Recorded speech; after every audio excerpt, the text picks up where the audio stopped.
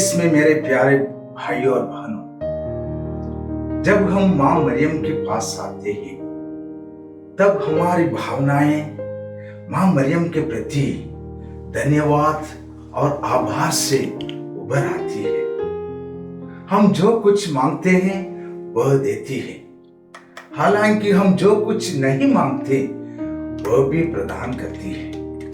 वह हमारी जरूरतों को जानती है और उनका ध्यान भी रखती है।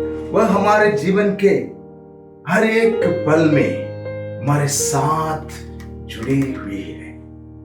वह हमारे सुख दुख में और जब परिवार में एक और खुशियां और त्योहारों का माहौल होता है, वह हमारे साथ उपस्थित रहती है। दूसरी ओर बीमारी, कर्ज, परेशानियां, झगड़े, गलतफहमी और प्रेम की कमी में भी वह हमें अकेले नहीं छोड़ती है। इन सभी के लिए तथा अधिक समस्याओं का समाधान भी केवल मां मरियम के पास है। आज मैं आपके साथ धन्य कुमारी मरियम का मिलन अपनी कुटुंबिनी एलिजाबेथ पर विचार करना चाहता हूं। मसीह के जन्म से पहले मरियम की इस भेंट का क्या महत्व है? मरियम एलिजाबेथ के लिए क्या उपहार ले जाती है?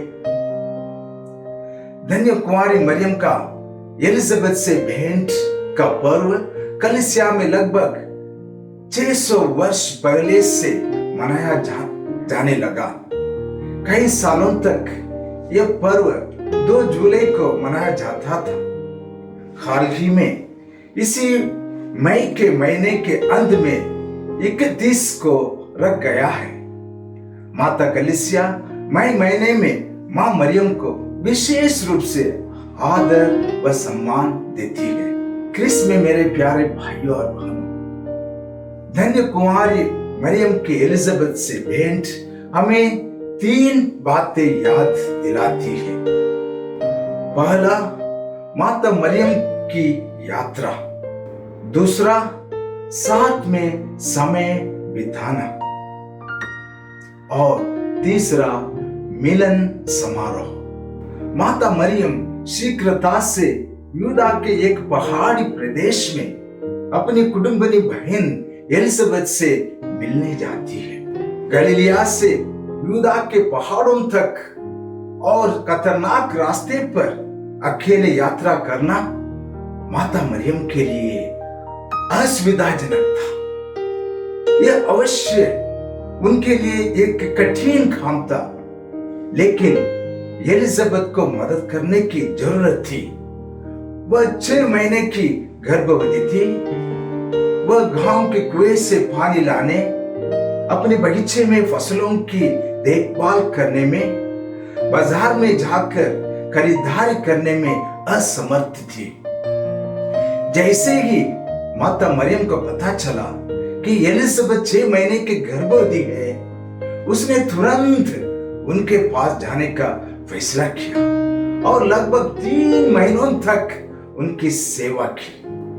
माता मरियम ने एलिजाबेथ को उनकी जरूरतों के अनुसार वही दिया जो उन्हें चाहिए था। यही एक आदर्श उपहार है। मां मरियम के उपहार से हमें यह सीख मिलती है कि हमें सुविधाओं से नहीं बल्कि दूसरों की जरूरतों के अनुसार देना चाहिए। हम नहीं जानते कि वह खाने की चीजें लाई या कुछ चीज लाई भी होगी, लेकिन हम इस बात से अवगत है कि वह सिर्फ एक चीज लाई और वह है स्वयं को, अपने आप को। उसने एलिजाबेथ को अपनी उपस्थिति का उपहार दिया। प्रिय भाइयों और बहनों, जरूर यह है एक सबसे अच्छा और सबसे कठिन ये उपहार है। फूल भेजना, केक भेजना, वाइन की बोतल भेजना और पार्सल भेजना बहुत आसान है, लेकिन अपने आप को देना, किसी के साथ समय बिताना, किसी के साथ रहना, यह वो उपहार है जिसकी कई लोगों को जिज्ञासा होती है लेकिन उन्हें नहीं मिलती है।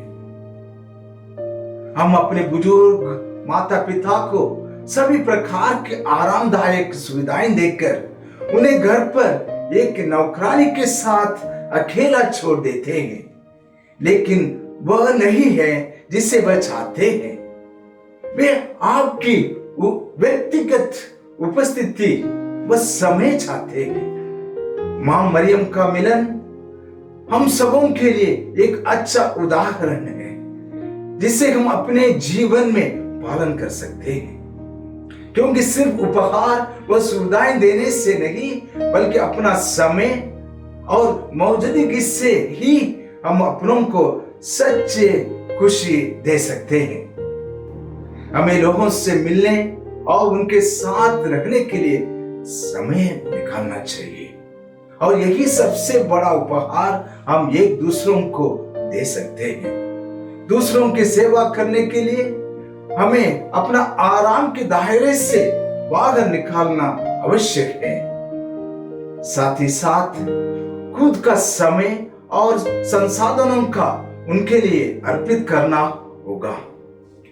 हमारे संपिता वो फ्रांसिस चेतावनी देते हैं कि जो लोग खुद को ईसाई कहते हैं लेकिन दूसरों तक पहुंचने और उनसे मिलने नहीं जाते हैं, वे पूरी तरह से ईसाई नहीं है। मरियम का आगमन एलिजाबेथ के जीवन में खुशियां और आनंद लेकर आया। साथ ही उसके घर में शिष्य यूहन्ना बपतिस्ता को भी आनंद का भागी बनाया। जैसे ही एलिजाबेथ ने मरियम का अभिवादन सुना, बच्चा उसके गर्भ में उछल पड़ा। इस मिलन के दौरान मरियम के गर्भस्थ बच्चे ने एलिजाबेथ के गर्भस्थ बच्चे को आनंदित कर दिया और दोनों बच्चों के हृदय खुशी से झूम उठे। और यह मुलाकात यीशु और यूहन्ना बपतिस्ता का यह मिलन, जो सर्वोच्च ईश्वर का पुत्र एवं सर्वोच्च प्रभु के संदेश वाहक का अद्भुत मिलन है। एलिजाबेथ मां मरियम वह उसके बच्चे में आनंद मनाती है। वह उनके बारे में अच्छी बातें कहती है। उसके अंदर में ऐसी कोई घृणा की भावना नहीं है कि माता मरियम का बच्चा उसके बच्चे से महान होगा या मरियम को अपने से अधिक आशीष का वरदान मिला, परंतु मरियम और एलिजाबेथ को जो ईश्वर ने आशीष दी है वह सिर्फ उनमें खुशी व आनंद का उत्सव है। और यही हमारा प्रेम और सेवा का जीवन है, जो हमें हर किसी को हमारे भीतर प्रभु यीशु क्रिस्त को खोजने में मदद करता है।